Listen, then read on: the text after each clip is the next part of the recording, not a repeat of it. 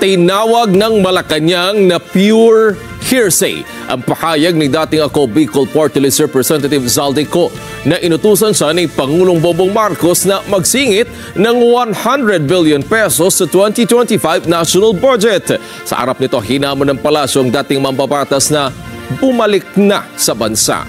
Eden Suarez Santos sa balita. Nagsimula ito nung tumawag si Sekmina Pangandaman. Mariing itinanggi ng Malacanang ang mga paratang ni dating ako Bicol Party List Representative Zaldico na si Pangulong Ferdinand Marcos Jr. ang nag-utos ng 100 billion pesos na insertion sa 2025 national budget. Sa lumabas kasi na video statement ni Ko sa kanyang FB account ay direkta niyang itinuro ang Pangulo na nag-utos mismo ng insertion sa budget. Batay na rin anya sa instruction ni Budget Secretary Amenah Pangandaman at kinumpirma naman ito sa kanya ng isang Undersecretary Adrian Bersamin. Anya alam din ito ni dating House Speaker Martin Romualdez na nagsabing wala tayong magagawa.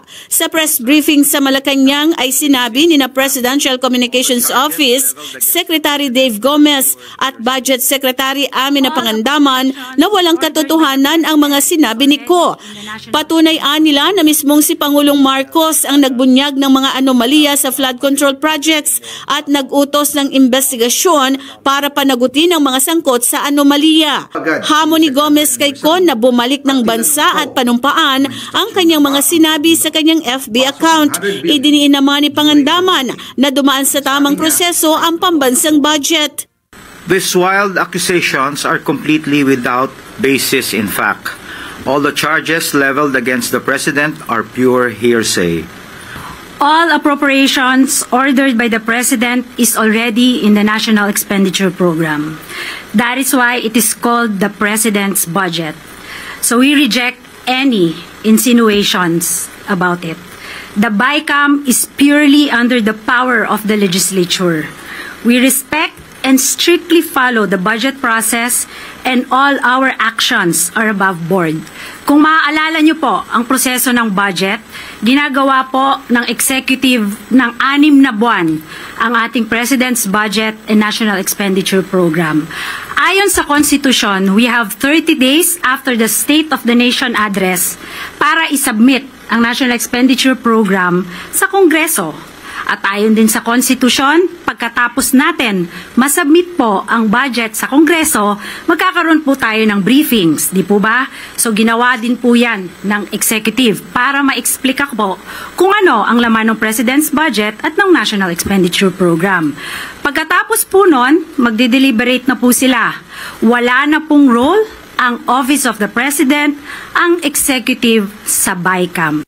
Naniniwala naman si PCO Undersecretary Claire Castro na nagtuturo ng iba si Ko upang iligtas ang sarili sa flood control fund scam. Anya, lumiliit na ang mundo niya kaya nag-name drop kahit walang katibayan kundi laway lang ang puhunan.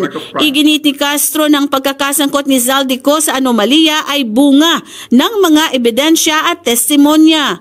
Para masagip ang sarili sa paratang ng pagnanakaw sa kaban ng bayan at mapalitaw na siya ang biktima, siya ay magtatahi ng maling kwento laban sa ibang tao.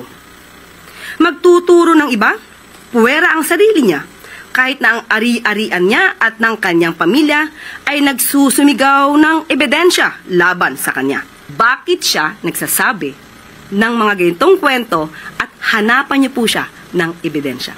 Dahil kung kami po ang tatanungin niyo, hindi namin alam kung bakit siya nagsasalita ng kasinungalingan. Kinumpirma naman ni Castro na hindi may tuturing na close o malapit sa isa't isa sina PBBM at Ko. Wala ring ideya si Castro kung bakit itinuro at idinawit ni Ko ang Pangulo. Naniniwala naman ang Malacanang na mas magagalit ang taong bayan kay Ko sa halip na kay Pangulong Marcos dahil sa kanyang mga kasinungalingan. Eden Santos para sa Mata ng Agila. Matatag, matapang, matapat.